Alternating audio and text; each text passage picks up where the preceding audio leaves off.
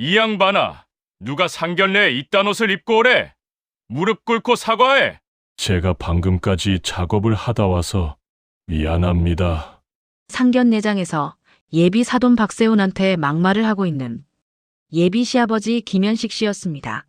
나름 중소기업의 사장인데 일하다 급하게 온 사돈의 복장이 마음에 안 들었던 거죠. 그렇게 상견례 자리는 파토가 나버렸습니다.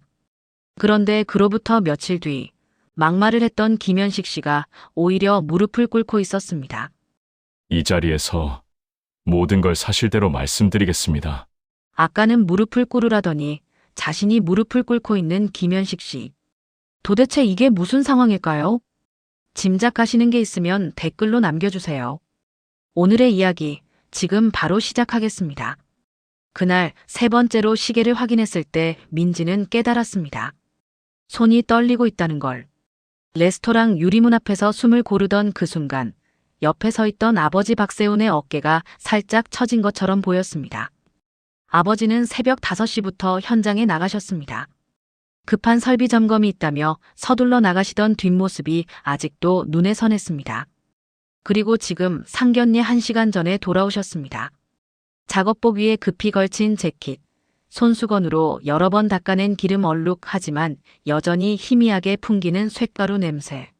민지는 아무 말도 하지 못했습니다. 괜찮다, 괜찮아. 아버지는 그렇게 말씀하셨지만 손등에 새로 생긴 긁힌 자국을 보며 민지는 가슴이 먹먹해졌습니다. 어머니 김미선이 조용히 아버지의 재킷깃을 다시 한번 펴주셨습니다. 그 손길이 떨리고 있었습니다. 여보, 우리 늦은 거 아니죠? 어머니의 목소리도 불안으로 갈라져 있었습니다. 아버지는 고개를 끄덕이며 시계를 보셨습니다. 괜찮아. 5분 일찍 왔어. 하지만 그 말 속에도 긴장이 배어 있었습니다. 오전 11시 정각. 문이 열렸습니다. 하얀 식탁보가 펼쳐진 넓은 테이블, 햇살을 받아 반짝이는 은식기들, 창밖으로 보이는 정원의 푸른 나무들. 모든 게 완벽하게 준비된 공간이었습니다. 하지만 그 완벽함이 오히려 숨을 막히게 했습니다. 테이블 맞은편에는 세 사람이 앉아 있었습니다. 김현식 회장, 그의 아내 윤명희, 그리고 민혁. 민지는 본능적으로 허리를 깊게 숙였습니다. 90도에 가까운 각도였습니다. 안녕하십니까? 아버지도 천천히 고개를 숙이셨고 어머니 김미선도 두 손을 모은 채 조심스럽게 인사했습니다. 하지만 돌아온 건 침묵이었습니다. 늦으셨네요. 김현식의 첫마디였습니다. 환영의 미소도 따뜻한 악수도 없었습니다. 팔짱을 낀 채 차가운 시선으로 손목시계를 내려다보는 것으로 인사를 대신했습니다. 민지는 입술을 깨물었습니다. 시계를 보니 11시 3분.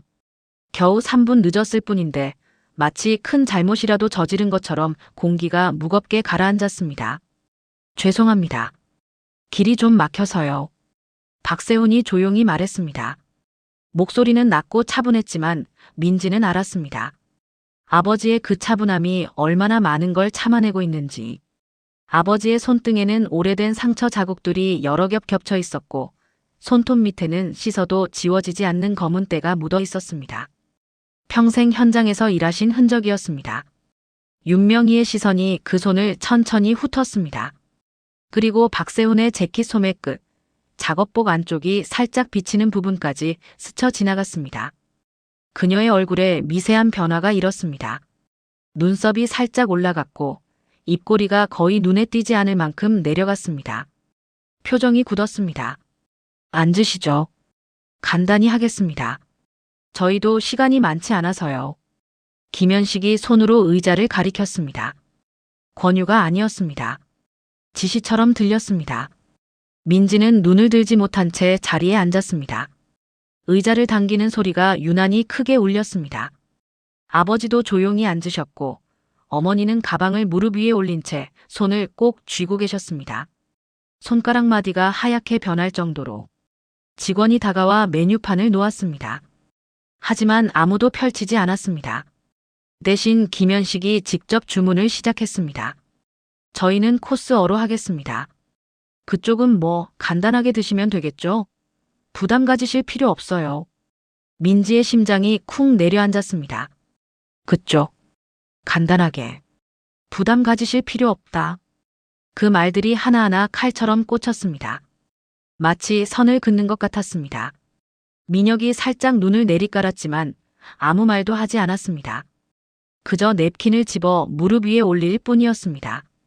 직원이 물을 따랐습니다.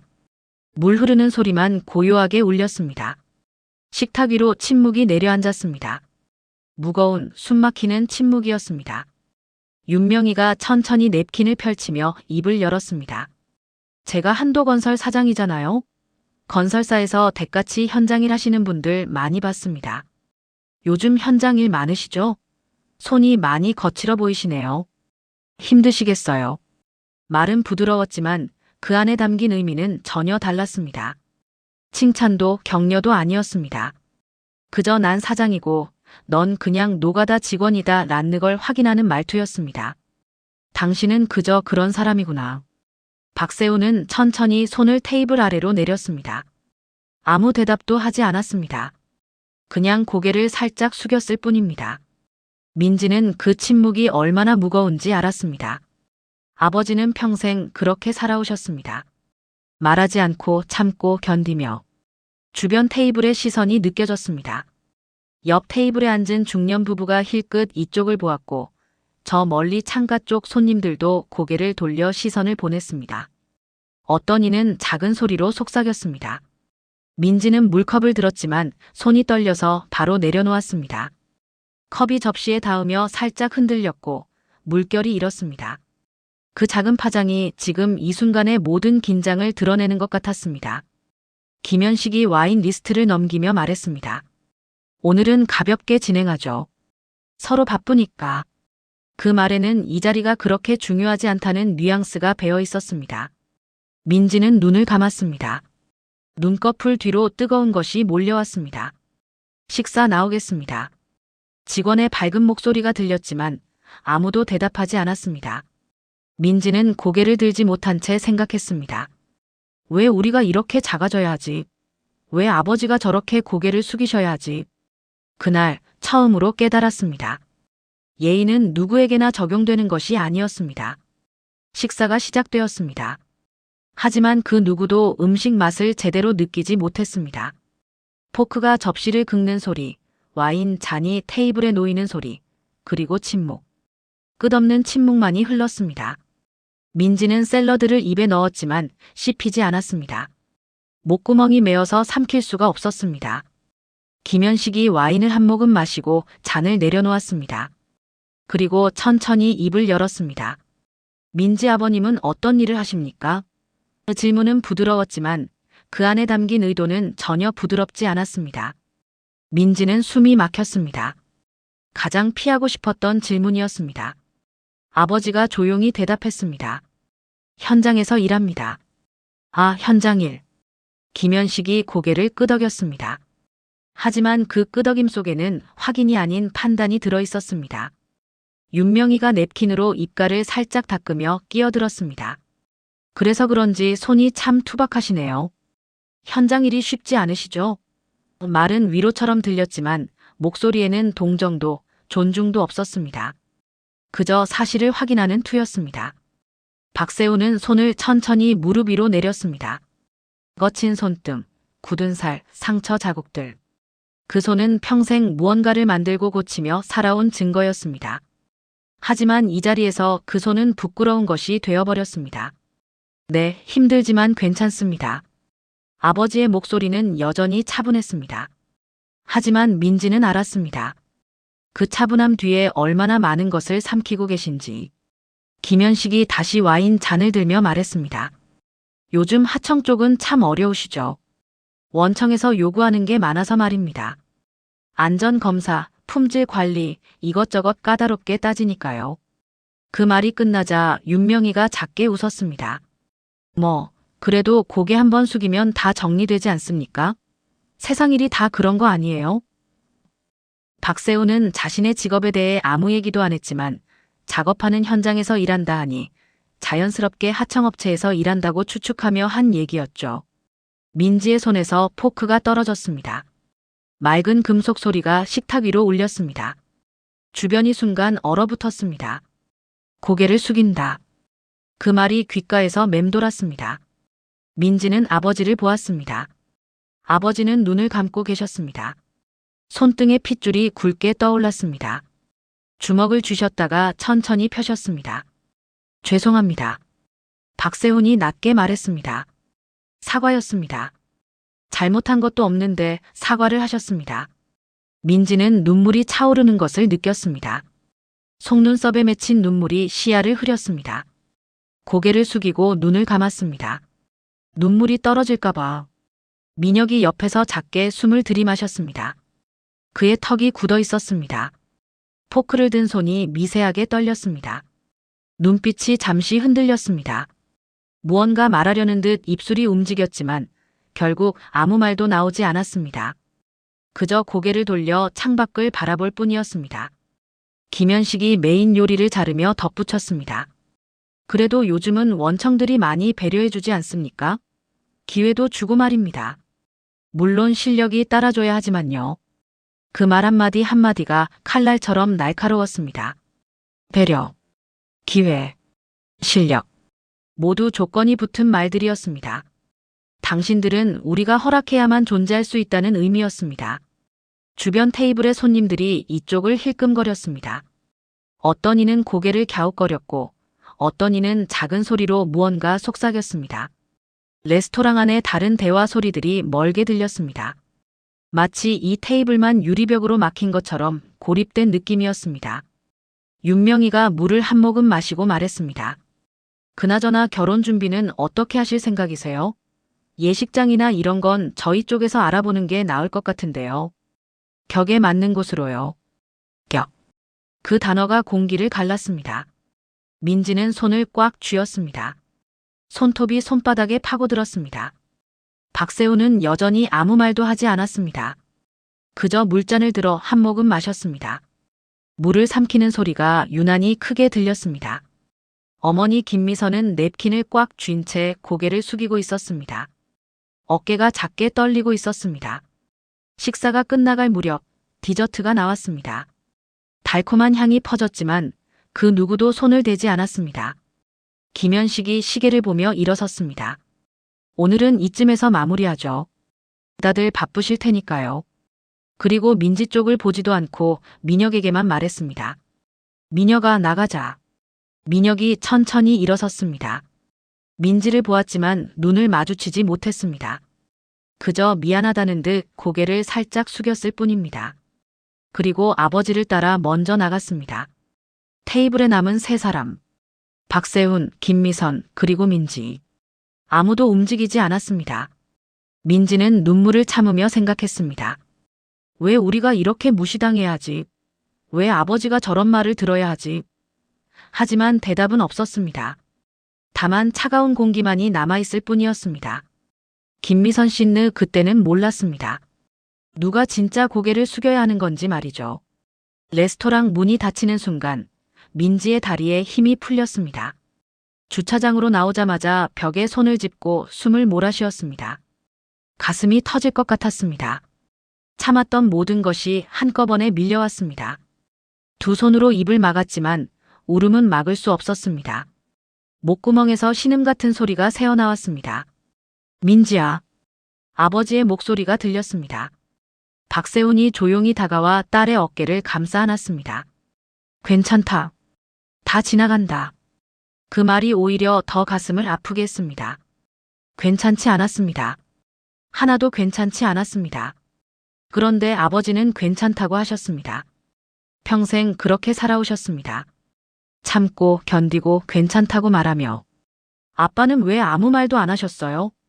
왜 그냥 참으셨어요? 민지의 목소리가 떨렸습니다. 아버지는 대답하지 않았습니다. 그저 딸의 등을 천천히 쓰다듬을 뿐이었습니다. 그 손길이 얼마나 무거운지 민지는 알았습니다. 어머니 김미선도 옆에서 눈물을 닦고 있었습니다. 손수건이 이미 젖어 있었습니다. 주차장 차가운 바람이 불었습니다. 11월의 공기는 날카로웠습니다. 민지는 몸을 떨었습니다. 추워서가 아니라 분노 때문이었습니다. 수치심 때문이었습니다. 무력감 때문이었습니다. 왜 우리가 저렇게 당해야 하지? 왜 아버지가 저런 사람들 앞에서 고개를 숙여야 하지? 그때였습니다. 레스토랑 문이 다시 열렸습니다. 민혁이 급히 걸어 나왔습니다. 얼굴이 창백했습니다. 숨을 헐떡이며 민지에게 다가왔습니다. 민지야, 미안해. 정말 미안해. 목소리가 갈라져 있었습니다. 민지는 고개를 돌렸습니다. 쳐다보고 싶지 않았습니다. 민혁이 다시 말했습니다. 나도 오늘 정말 힘들었어. 저 사람들 원래 저래. 내가 어떻게 할 수가 없어서 말이 끝까지 이어지지 않았습니다. 변명처럼 들렸습니다. 힘들었다고요? 민지가 천천히 고개를 들었습니다. 눈물 자국이 선명한 얼굴로 민혁을 똑바로 보았습니다. 당신이 힘들었어요? 당신 부모님이 우리 아버지한테 한 말 들었어요? 고개 숙이면 정리된대요. 우리가 무슨 잘못을 했는데요? 목소리가 떨렸지만 또렷했습니다. 민혁은 대답하지 못했습니다. 고개를 숙였습니다. 이를 악물고 주먹을 쥐었습니다. 미안해. 정말 미안해. 내가 부족해서 그의 눈가도 붉어져 있었습니다. 박세훈이 조용히 말했습니다. 됐습니다. 이제 그만 들어가 보세요. 목소리는 차분했지만 그 안에는 깊은 실망이 배어 있었습니다. 민혁을 향한 것이 아니었습니다. 세상을 향한 것이었습니다. 민혁이 한 걸음 물러섰습니다. 그때 그의 휴대폰이 울렸습니다. 진동 소리가 주차장에 울려 퍼졌습니다.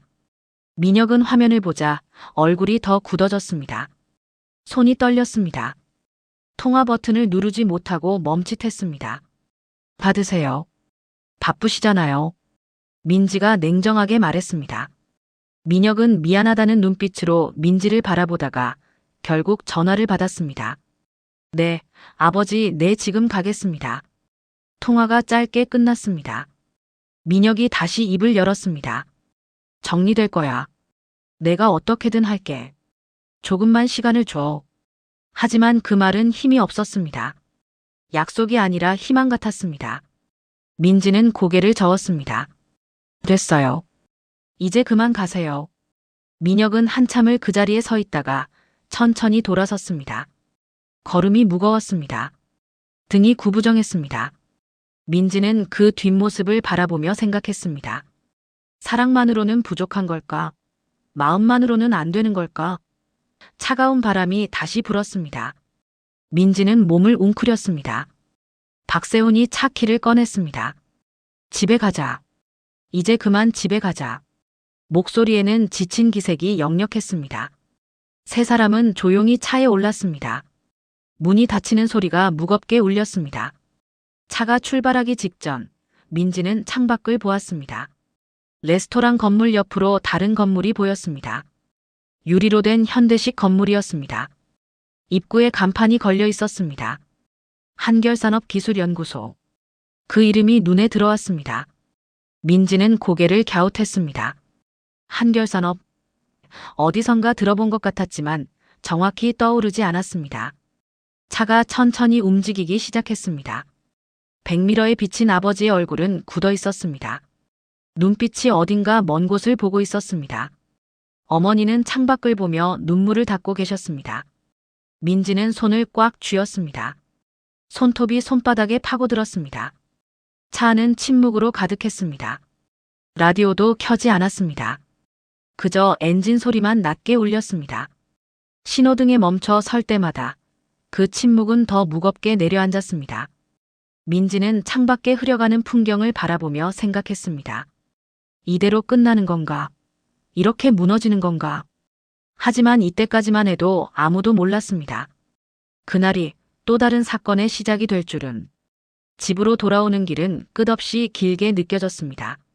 차창 밖으로 스쳐 지나가는 가로등 불빛들이 흐릿하게 번졌습니다. 민지는 눈을 감았지만 잠들 수 없었습니다. 눈을 감을 때마다 김현식의 차가운 시선이, 윤명희의 비웃는 듯한 미소가, 그리고 아버지의 굳은 얼굴이 떠올랐습니다. 집에 도착했습니다. 현관문을 열고 들어서자 익숙한 냄새가 났습니다. 집 냄새였습니다. 하지만 오늘은 그 냄새조차 낯설게 느껴졌습니다. 아버지는 신발을 벗고 거실로 들어가셨습니다. 소파에 앉아 넥타이를 풀고 깊은 한숨을 쉬셨습니다. 그 한숨 소리가 방 전체를 채웠습니다. 어머니 김미선은 부엌으로 가서 물을 끓이기 시작했습니다. 주전자에서 물 끓는 소리가 작게 들렸습니다. 평소라면 차를 마시며 이야기를 나눴을 시간이었습니다. 하지만 오늘은 아무도 말을 꺼내지 않았습니다. 침묵만이 흘렀습니다. 민지는 자기 방으로 들어갔습니다.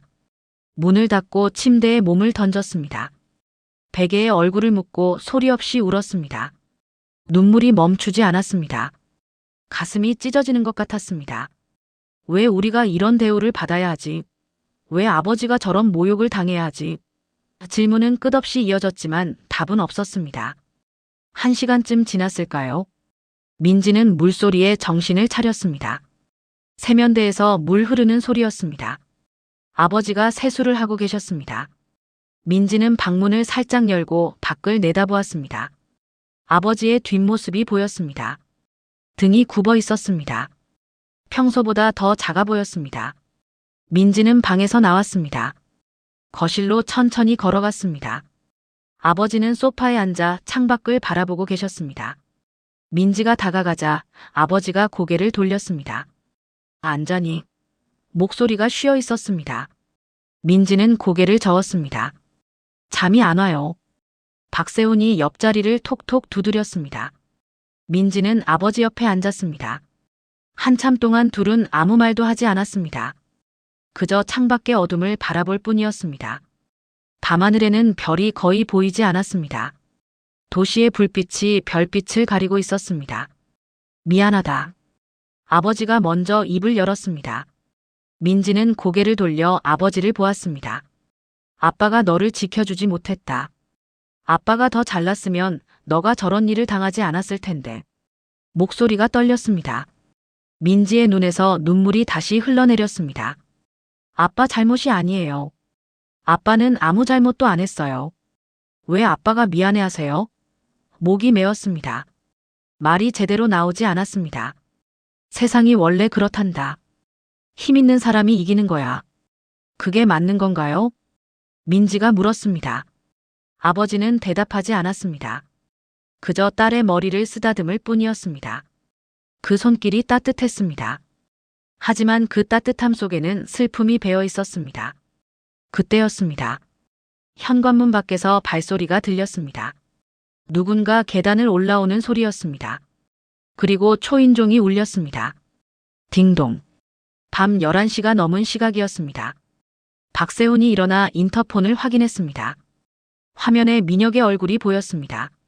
민지는 자리에서 벌떡 일어났습니다. 아버지가 문을 열었습니다. 민혁이 서 있었습니다. 얼굴이 창백했습니다. 눈이 충혈되어 있었습니다.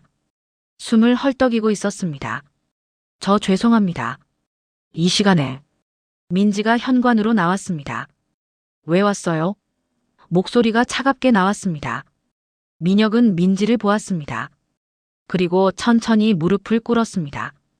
바닥에 무릎이 닿는 소리가 둔탁하게 울렸습니다. 미안합니다. 정말 미안합니다. 민혁의 목소리가 떨렸습니다. 고개를 숙인 채 말했습니다. 오늘 저희 부모님이 한 말 변명의 여지가 없습니다. 제가 막았어야 했는데 제가 부족했습니다.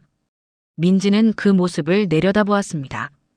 가슴이 복잡했습니다. 분노, 실망, 그리고 안타까움이 뒤섞였습니다. 일어나요. 무릎 꿇는다고 해결돼요? 목소리가 갈라졌습니다. 오늘 자리 망칠 생각 없었으면 아까 상견례 자리에서 이렇게 무릎이라도 꿇었어야죠. 민지의 목소리가 터져나왔습니다. 참았던 모든 감정이 한꺼번에 쏟아졌습니다. 오늘 그 자리에서 당신 부모님이 우리 아버지한테 한 말 들었어요? 고개 숙이라고 했어요. 우리가 무슨 잘못을 했는데요? 왜 우리가 고개를 숙여야 해요? 왜 우리가 무릎을 꿇어야 해요? 눈물이 쏟아졌습니다. 목소리가 점점 커졌습니다. 당신 부모님이 꿇었어야죠. 사과했어야죠. 그런데 왜 당신이 여기서 무릎을 꿇고 있어요? 민지는 더 이상 참을 수 없었습니다. 벽에 기대 주저앉았습니다. 박세훈이 조용히 다가왔습니다.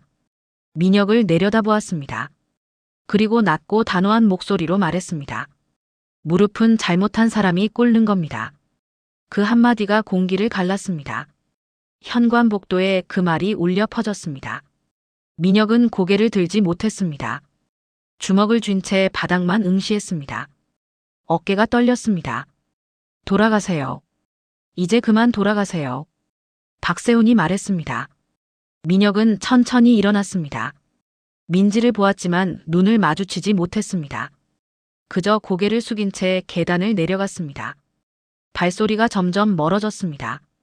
문이 닫혔습니다. 민지는 바닥에 주저앉은 채 울었습니다. 아버지가 옆에 앉아 등을 쓰다듬었습니다.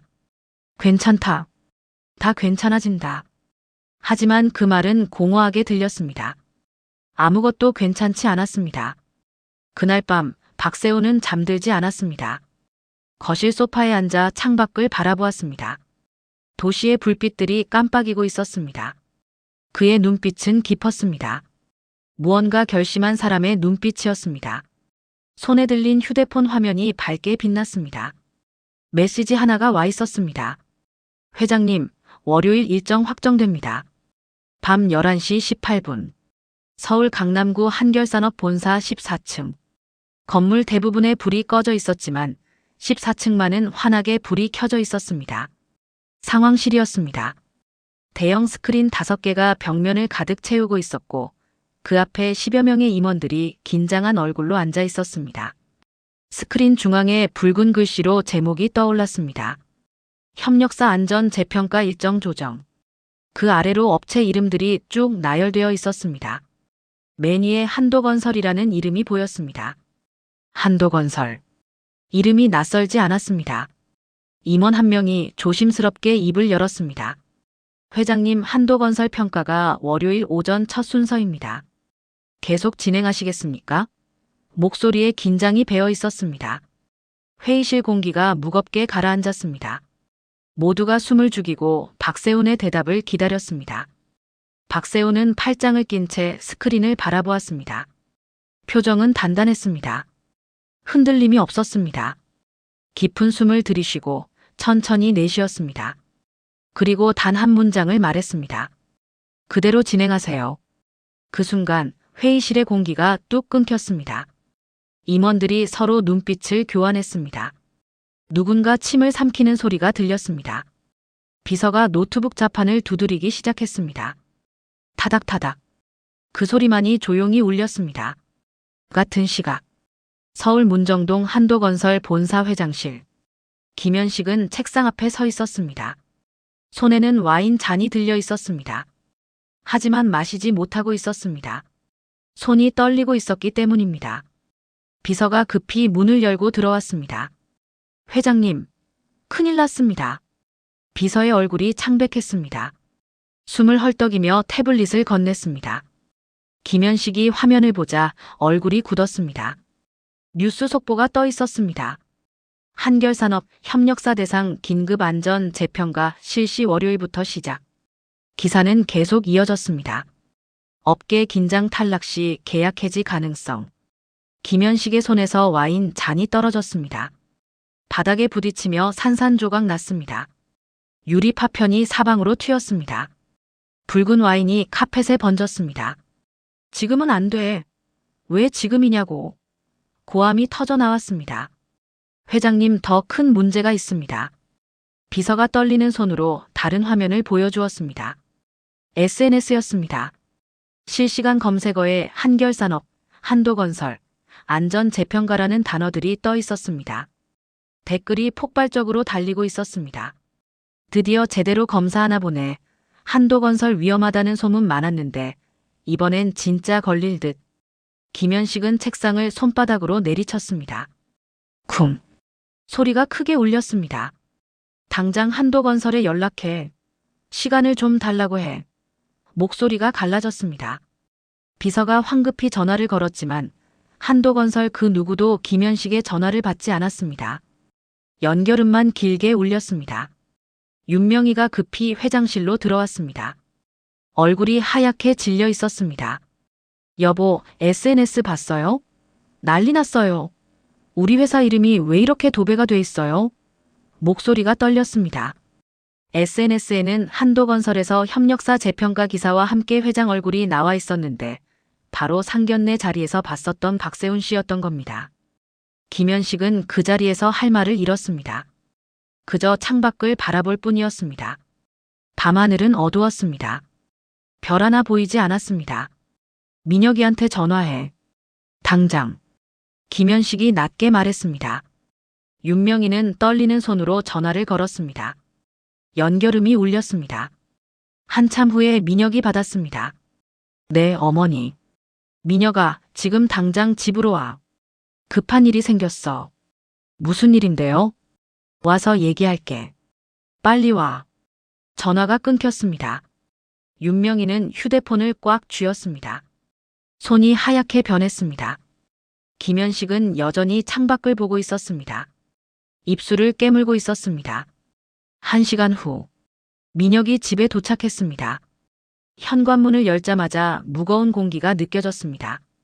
거실에는 아버지와 어머니가 앉아 있었습니다. 표정이 굳어 있었습니다. 민혁은 천천히 다가갔습니다. 무슨 일이세요? 김현식이 태블릿을 민혁에게 건넸습니다. 이거 봐라. 민혁이 화면을 보자 눈이 커졌습니다. 안전 재평가 그리고 한도건설 회장의 기사였습니다. 그리고 SNS 반응들. 손이 떨렸습니다. 민혁아, 너 이 사람 회장인 거 정말 몰랐었냐? 아버지의 목소리가 낮게 깔렸습니다. 일단 상견례 일은 어쩔 수 없고 일단 내가 박세훈 회장님한테 부탁 좀 해봐라. 시간을 좀 달라고. 한 달만이라도. 민혁은 고개를 들었습니다. 아버지의 눈빛이 절박했습니다. 제가요? 내 예비장인이잖아. 부탁할 수 있을 거 아니냐. 민혁의 입술이 바싹 말랐습니다. 목구멍이 타들어갔습니다. 저 그게 말이 나오지 않았습니다. 오늘 저녁 민진의 집 앞에서 무릎 꿇었던 기억이 떠올랐습니다. 민지의 차가운 눈빛이, 박세훈의 단호한 목소리가 귓가에 맴돌았습니다. 알겠습니다. 민혁은 결국 고개를 끄덕였습니다. 하지만 그의 눈빛은 흔들리고 있었습니다. 그리고 새벽 1시 12분. 민혁의 전화기가 울렸습니다. 새벽 1시 12분. 민지는 아직 잠들지 못했습니다. 천장을 바라보며 누워 있었습니다. 오늘 하루가 끝없이 반복 재생되었습니다. 아버지의 굳은 표정, 윤명희의 차가운 눈빛, 민혁의 떨리는 목소리. 모든 게 선명했습니다. 눈을 감아도 지워지지 않았습니다. 휴대폰이 울렸습니다. 진동 소리가 고요한 방 안에서 유난히 크게 들렸습니다. 화면을 보니 민혁이었습니다. 민지는 한참을 망설였습니다. 손이 휴대폰 위에서 멈췄습니다. 받아야 할까 말아야 할까. 진동이 계속 울렸습니다. 민지는 깊게 숨을 들이쉬고 통화 버튼을 눌렀습니다. 여보세요. 목소리는 차갑게 나왔습니다. 전화기 너머로 거친 숨소리가 들렸습니다. 민혁이었습니다. 그는 숨을 헐떡이고 있었습니다. 한참 침묵이 흘렀습니다. 그리고 떨리는 목소리가 흘러나왔습니다. 미안하다, 정말 미안하다, 나 진짜 미안하고. 할 얘기가 있어. 민지는 침대에서 일어나 앉았습니다. 가슴이 두근거렸습니다. 뭘 알고 있었는데요? 민혁의 호흡이 더 거칠어졌습니다. 울고 있는 것 같았습니다. 지난달 우리 회사 안전검사 결과 위조했어. 원래는 폭발 위험 경고가 떴었는데 우리가 그걸 숨겼어. 민지의 손에서 휴대폰이 미끄러질 뻔했습니다. 급히 다시 쥐었습니다. 뭐라고요? 목소리가 떨렸습니다. 민혁이 계속 말했습니다. 목소리가 찢어지듯 나왔습니다. 그날 니네 아버지네 회사에서 그 라인 고치지 않았으면 지금쯤 사람들 죽었어. 정말로. 폭발할 뻔했어. 숨을 크게 들이마시는 소리가 들렸습니다. 우리는 그걸 숨겼어. 책임 피하려고. 검사 결과 서류를 조작했어. 도장 찍고 서명 위조하고. 민지는 눈을 감았습니다. 손이 떨렸습니다. 온몸이 얼어붙는 것 같았습니다. 그게 진짜예요? 민혁이 흐느꼈습니다. 전화기 너머로 울음소리가 들렸습니다. 미안해, 정말 미안해, 나도 막으려고 했어. 하지만 아버지가 회사가 망한다고 절대 말하지 말라고 목소리가 점점 작아졌습니다. 민지야, 무릎 꿇어야 했던 건 당신 아버님이 아니라 우리였어. 우리가 잘못한 거였어. 민지의 눈에서 눈물이 흘러내렸습니다. 하지만 이번엔 슬픔이 아니었습니다. 분노였습니다. 치밀어 오르는 분노였습니다. 그럼 오늘은 뭐였어요? 오늘 우리 아버지한테 한 짓은 뭐예요? 미안해, 죄송해. 사과로 되는 게 아니에요. 사람 목숨이 걸린 일이었잖아요. 민지의 목소리가 커졌습니다. 손으로 입을 막았습니다. 아버지가 깨실까봐. 하지만 분노는 멈출 수 없었습니다. 그걸 알면서 어떻게 우리 아버지 앞에서 그런 말을 할 수 있었어요? 모르겠어, 나도 모르겠어. 그냥 무서웠어. 민혁의 목소리가 완전히 무너졌습니다. 전화기 너머로 그가 바닥에 주저앉는 소리가 들렸습니다. 민지는 휴대폰을 꽉 쥐었습니다. 손톱이 손바닥에 파고들었습니다. 증거 있어요? 민지가 차갑게 물었습니다. 민혁이 잠시 멈칫했습니다. 뭐라고? 민지는 다시 물었습니다. 이번엔 더 단호하게. 증거요. 위조했다는 증거 있냐고요? 민혁이 떨리는 목소리로 대답했습니다.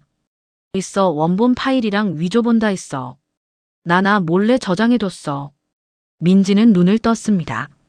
눈빛이 달라졌습니다. 그거 보내요. 지금 당장. 민지야. 보내요. 민지의 목소리가 날카로웠습니다. 잠시 침묵이 흘렀습니다. 그리고 메시지 알림음이 울렸습니다. 민지는 전화를 끊지 않은 채 메시지를 확인했습니다. 파일 2개가 와 있었습니다. 안전검사 원본, PDF, 안전검사 최종 제출본, PDF. 민지는 파일을 열었습니다.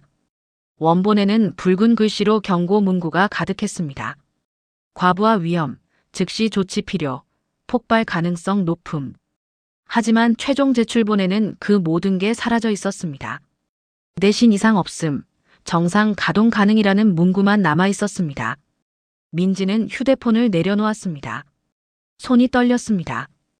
온몸이 떨렸습니다. 분노가 온몸을 타고 흘렀습니다. 그 말 이제 누가 해야 하는지 알지? 민지의 목소리는 차갑고 단호했습니다. 뭐라고? 무릎 꿇어야 한다는 말이요. 이제 누가 해야 하는지 알죠? 민혁은 대답하지 못했습니다. 전화기 너머로 그의 흐느끼는 소리만 들렸습니다. 민지는 전화를 끊었습니다. 침대에 앉아 파일을 다시 한번 확인했습니다. 손이 떨렸지만 눈빛은 흔들리지 않았습니다. 거실로 나갔습니다. 아버지가 소파에 앉아 계셨습니다. 잠들지 못하고 창밖을 바라보고 계셨습니다. 민지가 다가가자 아버지가 고개를 돌렸습니다. 앉아니. 민지는 고개를 저었습니다. 그리고 휴대폰을 건넸습니다. 아빠, 이거 봐요. 박세훈이 휴대폰을 받았습니다. 화면을 보았습니다. 파일을 열었습니다. 천천히 스크롤을 내렸습니다. 표정이 점점 굳어졌습니다. 안경을 벗었습니다. 눈을 감았습니다. 깊게 숨을 들이쉬었습니다. 그래, 어째 한도건설 라인이 매번 고장이 잦더라. 내가 직원들이랑 매번 손수 고쳤는데 이게 다 이유가 있었구나. 그 라인에서 일하던 사람들, 다친 사람은 없었지. 아버지의 목소리가 낮게 깔렸습니다. 민지는 고개를 끄덕였습니다. 아빠가 매번 직원들이랑 이런 거 찾아서 고치시니까요. 박세훈은 한참 동안 아무 말도 하지 않았습니다. 그저 휴대폰을 바라볼 뿐이었습니다. 민지는 결심했습니다. 숨겨진 진실을 세상에 꺼내기로. 새벽 3시 28분. 박세훈은 한참 동안 파일을 바라보았습니다. 붉은 경고 문구들, 삭제된 위험 표시들, 조작된 서명들. 모든 증거가 그곳에 있었습니다. 안경을 벗고 눈을 감았습니다. 길게 숨을 들이쉬었습니다. 주먹을 쥐었습니다. 손등의 핏줄이 굵게 떠올랐습니다. 아빠? 민지가 조심스럽게 불렀습니다. 박세훈은 눈을 떴습니다. 그 눈빛에는 분노가 아니라 슬픔이 담겨 있었습니다. 깊은, 무거운 슬픔이었습니다. 사람들이 죽을 뻔했구나. 목소리가 낮게 깔렸습니다. 민지는 고개를 끄덕였습니다. 박세훈은 천천히 일어섰습니다. 서재로 걸어갔습니다. 책상 서랍을 열고 노트북을 꺼냈습니다. 전원을 켰습니다. 파일들을 자신의 이메일로 전송했습니다. 그리고 또 다른 곳으로도 전송했습니다. 민지는 옆에서 지켜보았습니다. 아빠, 뭐 하시는 거예요? 증거를 보관하는 거다. 여러 곳에. 박세훈의 목소리는 차분했습니다. 하지만 그 차분함 속에는 단단한 결의가 있었습니다. 파일 전송이 끝났습니다. 박세훈은 노트북을 닫고 민지를 보았습니다. 자거라. 내일 일찍 일어나야 한다. 민지는 고개를 끄덕였습니다. 하지만 잠들 수 없을 것 같았습니다. 아침 8시. TV에서 긴급 속보 알림음이 울렸습니다. 띠링띠링. 박세훈과 민지, 김미선이 거실에 모여 있었습니다. 화면에 붉은 자막이 떴습니다. 긴급 한도건설, 안전검사 문서 조작 의혹 폭발 직전 상황 은폐 피해자 가족 분노. 앵커의 목소리가 울려 퍼졌습니다. 한도건설이 지난달 실시한 안전검사에서 심각한 위험 징후를 발견하고도 이를 은폐한 정황이 포착됐습니다. 내부 고발자가 제보한 원본 문서와 제출 문서를 비교한 결과 폭발 위험 경고가 삭제된 것으로 드러났습니다. 화면이 바뀌었습니다. 작업장에서 일하던 노동자의 아내가 인터뷰에 응하고 있었습니다. 눈가가 붉게 부어 있었습니다. 손을 떨며 말했습니다. 우리 남편이 그 라인에서 작업했어요. 생각만 해도 손이 떨립니다. 그날 만약 폭발했다면 목소리가 끊겼습니다. 카메라가 흔들렸습니다. 다른 노동자가 나왔습니다. 안전모를 손에 쥔 채 분노에 찬 목소리로 말했습니다. 회사는 우리를 뭐로 보는 겁니까? 소모품입니까? 죽어도 상관없다는 겁니까? 주먹을 쥐었습니다. 눈물이 흘러내렸습니다. 민지는 화면을 보며 입술을 깨물었습니다. 저 사람들. 아버지가 구한 사람들이었습니다. 그날 아버지가 라인을 고치지 않았다면 저 사람들은 지금 이 자리에 없었을지도 모릅니다. 가슴이 뜨거워졌습니다. 화면이 다시 바뀌었습니다. SNS 반응이 실시간으로 쏟아지고 있었습니다. 댓글들이 폭포처럼 흘러내렸습니다. 책임자 공개하라. 은폐는 살인이다. 한도건설 불매운동. 김현식 회장 사퇴하라. 해시태그가 실시간 트렌드 1위에 올랐습니다. 박세훈은 표정 하나 변하지 않고 화면을 바라보았습니다. 팔짱을 낀 채 서 있었습니다. 민지가 아버지를 보았습니다. 아빠 괜찮으세요? 박세훈은 고개를 끄덕였습니다. 괜찮다. 뉴스는 계속 이어졌습니다. 기자가 한도건설 본사 앞에 서 있었습니다. 한도건설 측은 아직 공식 입장을 내놓지 않고 있습니다. 하지만 업계에서는 이번 사건이 회사 존립의 치명타가 될 것이라는 관측이 나오고 있습니다. 카메라가 건물을 비췄습니다. 한도건설 로고가 크게 보였습니다. 그 앞으로 사람들이 모여들고 있었습니다. 피켓을 들고 구호를 외치고 있었습니다. 진실을 밝혀라. 책임자 처벌하라. 민지는 소파에 앉았습니다. 손을 꽉 쥐었습니다. 아빠, 저 사람들 그날 웃었어요. 목소리가 떨렸습니다. 상견례 자리에서 우리한테 그런 말하고 나와서 웃었어요. 아무 일도 없다는 듯이. 사람들이 죽을 뻔한 걸 숨기고 있었으면서. 박세훈은 딸의 어깨에 손을 올렸습니다. 알고 있다. 그리고 천천히 말했습니다. 이제 누가 무릎을 꿇어야 하는지 모두 알게 될 거다. 그 말에는 확신이 담겨 있었습니다. 민지는 아버지를 올려다보았습니다. 아버지의 눈빛이 달라져 있었습니다. 더 이상 참고 견디는 눈빛이 아니었습니다. 정의를 향해 나아가는 눈빛이었습니다. TV 화면이 또 한 번 바뀌었습니다. 속보 자막이 떴습니다. 한결산업, 내일 오전 긴급 기자회견 예고. 앵커가 말했습니다. 한결산업 박세훈 회장이 내일 오전 9시 본사에서 긴급 기자회견을 연다고 밝혔습니다. 이번 사건과 관련한 중요 발표가 있을 것으로 보입니다. 민지는 아버지를 보았습니다. 아버지는 여전히 화면을 보고 있었습니다. 표정은 평온했습니다. 하지만 그 평온함 속에는 폭풍 같은 힘이 숨어 있었습니다. 민지는 알았습니다. 내일 모든 것이 끝날 것이라는 걸. 다음 날 아침 9시 정각. 한결산업 본사 1층 로비. 천장까지 닿는 유리벽 너머로 햇살이 쏟아져 들어왔습니다. 하지만 그 밝은 빛과 달리 내부 공기는 긴장으로 팽팽했습니다. 수십 대의 카메라가 단상을 향해 있었습니다. 기자들이 빼곡히 들어차 있었습니다. 마이크 숲이 만들어졌습니다. 플래시가 쉴 새 없이 터졌습니다. 민지는 뒤쪽에 서서 단상을 바라보았습니다. 손을 꽉 쥐었습니다. 손바닥에 땀이 났습니다. 심장이 빠르게 뛰었습니다. 어머니 김미선이 옆에서 딸의 손을 잡았습니다. 괜찮을 거야. 떨리는 목소리였지만 그 안에는 믿음이 있었습니다. 측면 문이 열렸습니다. 사람들의 시선이 일제히 그쪽으로 쏠렸습니다. 박세훈이 천천히 걸어 나왔습니다. 그는 정장이 아니었습니다. 작업복을 입고 있었습니다. 기름 자국이 남아있는 현장에서 입던 바로 그 작업복이었습니다. 웅성거림이 일었습니다. 카메라 셔터 소리가 폭발적으로 터져나왔습니다. 박세훈은 단상 위로 올라갔습니다. 마이크 앞에 섰습니다. 카메라 플래시가 번개처럼 쏟아졌습니다. 하지만 그는 눈 하나 깜빡이지 않았습니다. 당당했습니다. 흔들림이 없었습니다. 잠시 침묵이 흘렀습니다. 그리고 입을 열었습니다. 사람의 생명은 숫자로 계산할 수 없습니다. 첫 문장이었습니다. 무겁고 단호했습니다. 로비 전체가 조용해졌습니다. 박세훈은 계속 말했습니다. 기업의 이익도, 체면도, 명예도 중요합니다. 하지만 그 모든 것보다 중요한 건 사람입니다. 현장에서 땀 흘리는 노동자 한 사람 한 사람의 생명입니다. 기자들이 펜을 움직였습니다. 카메라가 줌인되었습니다.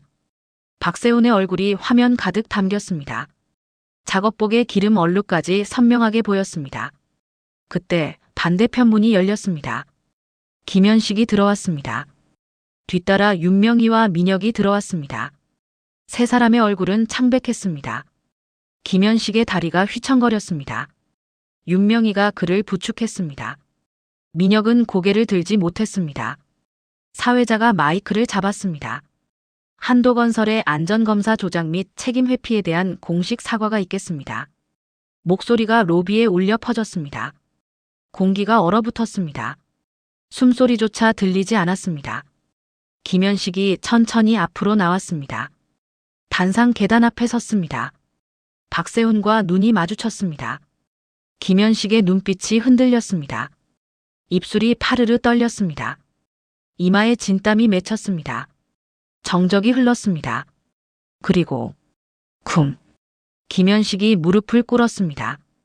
바닥에 무릎이 닿는 소리가 로비 전체에 울렸습니다. 플래시가 미친 듯이 터졌습니다.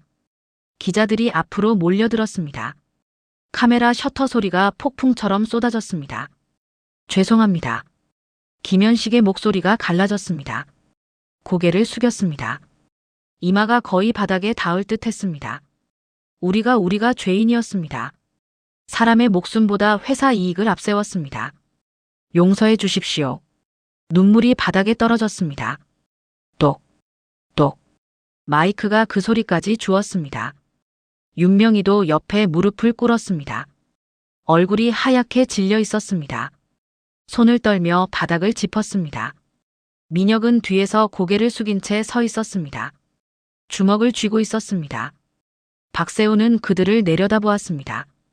표정은 평온했습니다. 분노도 조롱도 없었습니다. 그저 단단한 눈빛뿐이었습니다. 천천히 입을 열었습니다. 무릎은 잘못한 사람이 꿇는 겁니다. 그 말이 공기를 가르며 퍼져나갔습니다.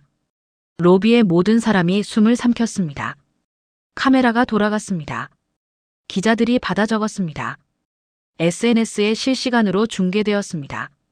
댓글이 폭발했습니다. 민지는 뒤에서 그 광경을 보았습니다. 눈물이 흘러내렸습니다. 하지만 이번엔 슬픔이 아니었습니다.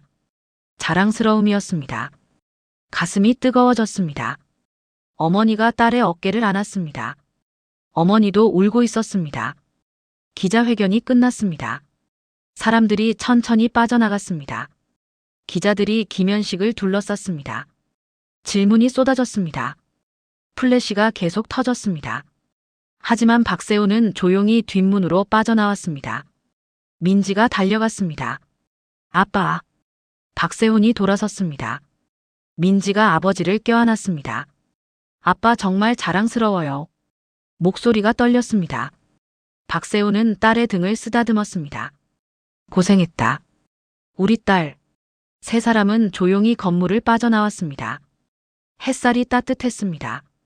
바람이 불었습니다. 박세훈은 작업복 소매를 걷어올렸습니다. 그리고 빙그레 웃었습니다. 일주일 후, 박세훈은 다시 현장에 나갔습니다. 작업복을 입고 안전모를 쓰고 노동자들과 함께 일했습니다.